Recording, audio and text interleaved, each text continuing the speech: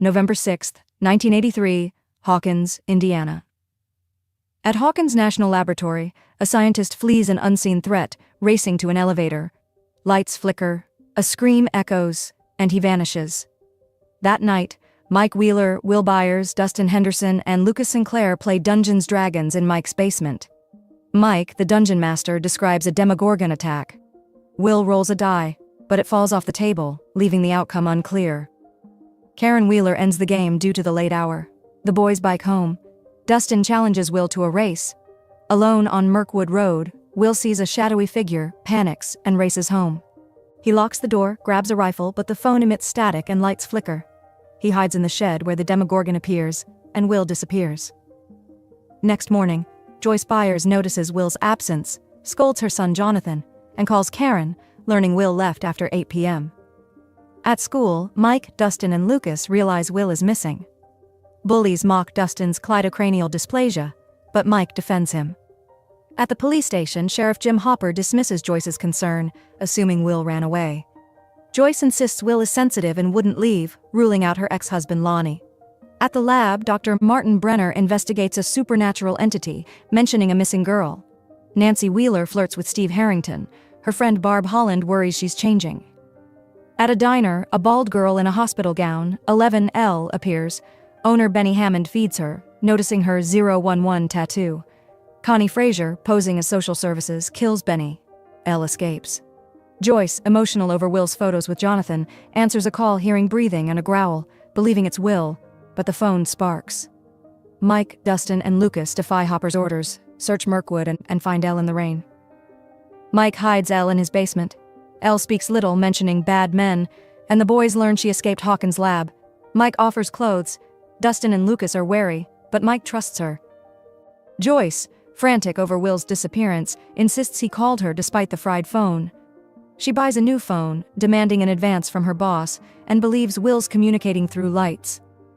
Jonathan visits Lonnie, who's unhelpful, focused on his new life. Nancy convinces Barb for Steve's party, lying to her parents about attending a school assembly for Will. At the party, Barb feels out of place as Nancy drinks and flirts with Steve. Barb cuts her finger, and alone by the pool, the Demogorgon takes her after a drop of blood falls. The boys learn Elle knows Will, pointing to his picture, suggesting she saw him on Mirkwood. Elle indicates Will is hiding, but not from bad men, leaving the threat unclear. Joyce hears Will's voice through the phone, followed by a growl, and sees lights flicker, reinforcing her belief he's alive. Nancy sees the terror on Barb's face in her nightmare and looks worried as she leaves Steve's house. Karen, noticing her son Mike is missing, asks Nancy where he is. Meanwhile, Jonathan struggles to understand what's happening when he notices the lights flickering at home, realizing that Will is trying to reach his mother, Joyce.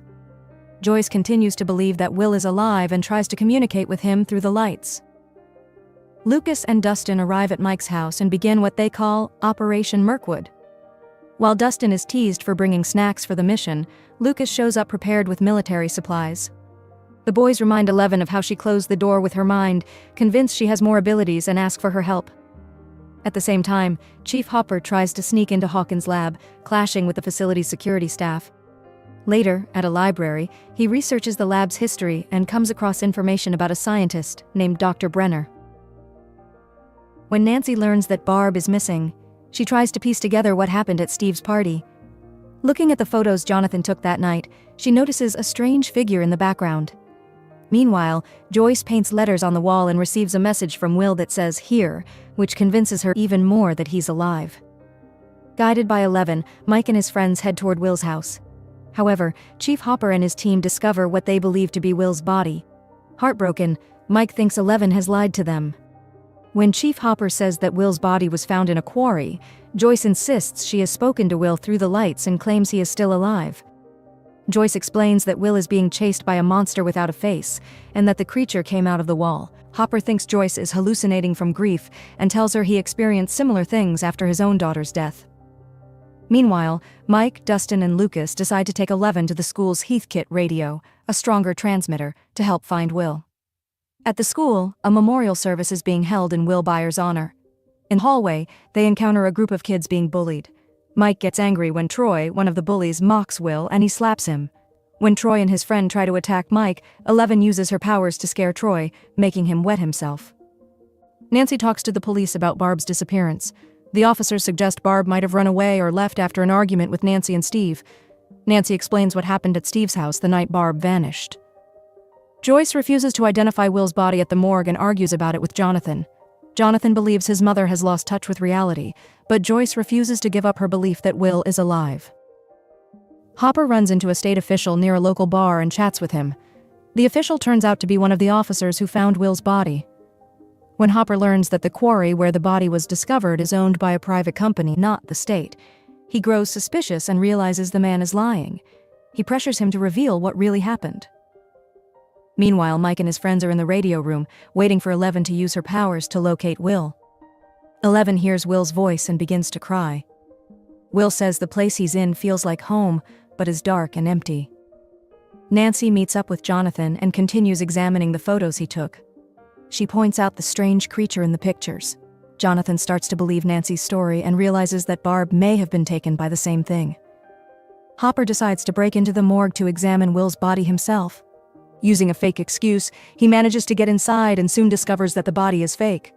Meanwhile, Joyce argues with Jonathan at home, but their fight is interrupted when her ex-husband, Lonnie, shows up at the house. As Will's funeral takes place, the mysteries continue to deepen. Chief Jim Hopper sneaks into Hawkins Lab but gets caught. Meanwhile, his suspicions that Will's body is fake grow stronger. At the funeral, Joyce Byers' instincts prove to be right. While she continues to believe that Will is still alive, her ex-husband Lonnie returns for money and claims he's worried about Joyce's sanity. Realizing Lonnie's selfishness, Joyce kicks him out of the house.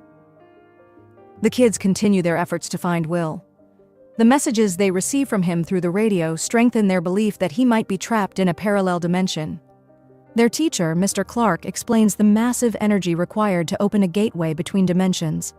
Dustin realizes this energy could create a magnetic field that interferes with compasses. While following their compasses, the kids discover that Eleven has been deliberately leading them in the wrong direction. Lucas accuses her of betrayal, while Mike defends her. Their argument escalates into a fight, and Eleven uses her telekinetic powers to throw Lucas to the ground. Afterward, Eleven runs away, and the group falls apart. At the same time, Nancy and Jonathan meet in the woods to hunt the monster. They witness the creature attacking a deer. As Nancy follows it, she passes through a portal and finds herself in a mysterious dark dimension known as the Upside Down. Hopper tells Joyce that Will's body was fake. This revelation proves Joyce was right all along, and the two decide to work together to uncover the truth. As Nancy and Jonathan make plans to hunt the monster, they discover that it feeds on blood. To test this theory, they decide to set a trap at Jonathan's house. Nancy's mother, Karen Wheeler, notices that Nancy hasn't come home and begins to panic. Meanwhile, Mike and Dustin go to Lucas's house to look for Eleven, but Lucas still doesn't trust her and refuses to join them. As tensions rise between the three, Dustin manages to mediate, and they agree. First, they will find Eleven, and then they will all go to the gate together. However, Lucas leaves the group along the way. Left alone, Mike and Dustin run into their old bullies, Troy and James. Troy threatens Mike with a knife and tries to force Dustin to jump into the pool. At that dangerous moment, Eleven, who has been watching from afar, uses her telekinetic powers to fling the knife away and break Troy's arm. Eleven rejoins her friends. Mike thanks her for saving them, but Eleven admits that she opened the gate to the Upside Down and calls herself a monster. Mike reassures her, telling her that she is not the real monster. At the same time, Hopper and Joyce set out to find Eleven's biological mother, Terry Ives. When they find her, they learn that Terry was part of an experiment called MK Ultra. She was unknowingly subjected to these experiments while pregnant, and after giving birth, she claimed her baby was stolen. The government insisted the baby was stillborn. It is revealed that Terry named her daughter Jane and believed she had telepathic and telekinetic abilities. Meanwhile, the police catch Jonathan fighting with Steve. Nancy and Jonathan are taken to the station. Steve, upset over what he sees as Nancy's betrayal, provokes Jonathan by insulting his family, and a fight breaks out. Eleven uses her telekinetic powers to fend off the men coming from Hawkins Lab. She stops the van chasing Mike and Dustin, allowing them to escape. After witnessing Eleven's power, Lucas overcomes his mistrust of her, and they make peace. While Nancy and Jonathan are being questioned at the police station, they learn surprising information about Eleven from Troy and James. Troy describes Eleven as a bald girl with a bleeding nose who can move objects with her mind. Chief Hopper learns that the kids are at Mike's house and heads there. When Hopper, Joyce, Nancy, and Jonathan meet up with the kids, 11 explains that she needs a sensory deprivation tank to locate Will. Using items from Mike's house, they improvise a tank. When 11 enters the tank, she connects to the dimension known as the Upside Down and sees their missing friend Barb as a victim of the creature. She then finds Will hiding in the shelter he built called Byers Fort and relays the message that his mother is coming. With this information, Joyce and Hopper decide to go to the lab. Jonathan and Nancy stay behind to help with the plan to rescue Will and prepare to confront the creature. Joyce and Hopper manage to sneak into the lab, where they encounter a secret government project. Joyce and Chief Hopper, trapped inside Hawkins Lab, are interrogated by Dr. Brenner. Brenner tells them that the creature took 6 other people before Will and tries to find out how Joyce communicated with her son. Joyce and Hopper pretend to comply with Brenner and strike a deal. Hopper offers to reveal 11's location in exchange for Joyce and Will's safe return. As part of the deal, Joyce and Hopper don special suits to enter the Upside Down.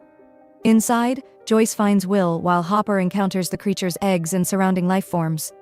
When they locate Will, they see him being strangled by a worm hanging from the creature's neck. Joyce tears off the worm and performs CPR to bring Will back to life. Meanwhile, Mike, Dustin, and Lucas continue to protect 11 at school. Brenner and his agents find them and attempt to capture 11. To prevent harm to her friends, 11 uses her powers one last time, sacrificing herself to destroy the creature. Hopper also leaves a box of Eggo waffles in the woods as a secret signal showing that 11 is still alive. At the end of the episode, Will reunites with his family and friends. Everything seems back to normal, but while eating with his family, Will coughs up something that appears to be from a creature in the Upside Down. When he goes to the bathroom, he sees a fleeting glimpse of the Upside Down, then continues his life as if nothing happened.